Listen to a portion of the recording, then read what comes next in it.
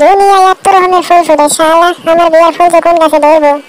তোকে একটা প্রশ্ন করি, বল তো।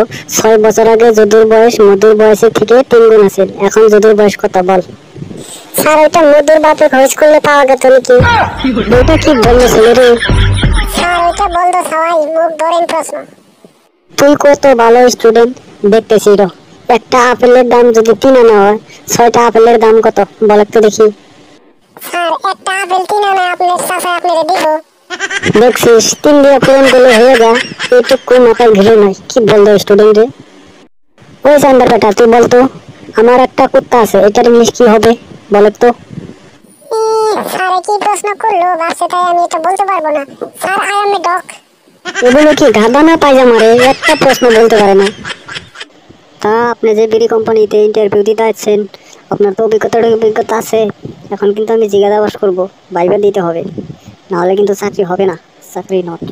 হ্যাঁ স্যার, আমার সব অভিজ্ঞতা আছে, ভাইবা দিবার এসি। আপনি খালি আমার জিজ্ঞাসাপাতি করে দেন, আমি সব বলে দিব স্যার, আমি সব পারি।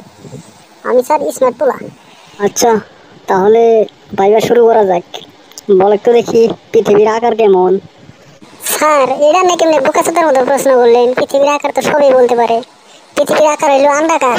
ওই হারামজাদা, আমাকে বোকাচোদা বলিস, আর পৃথিবীর আকার আন্ডাকার কিভাবে হলো বল একটু দেখি।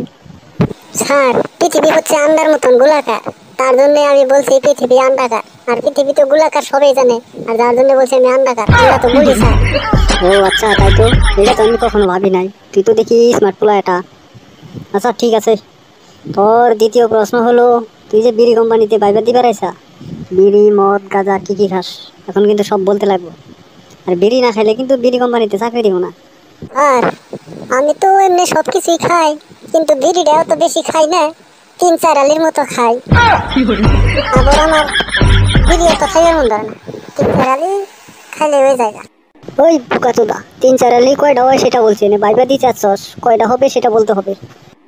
সারান্নে বাদ থেকে বাজার করেন না, আলি কয়টারে কয় আপনি চিনেন না? এক আলি তো ওই 4 তাহলে 3-4 আলি মানে 15-16 মুঠ আমি খাই দিনে বিড়ি। আর বিড়ি না খাইলে তো আমার ঘুম হয় না। ঘুমার আগে একটা খাই, আর ঘুমের মধ্যে একটা খাই। আর সকালে তো লেট্রিনে যে বিড়ি না খাইলে স্যার আমার আঁকায় না। হারাম দাদা, তুই কি বললি এগুলো? তুই এত ডিগ্রি বিড়ি খেলে না, আমাদের কোম্পানি ফুত্তা হয়ে যাবে, তাহলে তো তোর চাকরি দেওয়া যাবে না।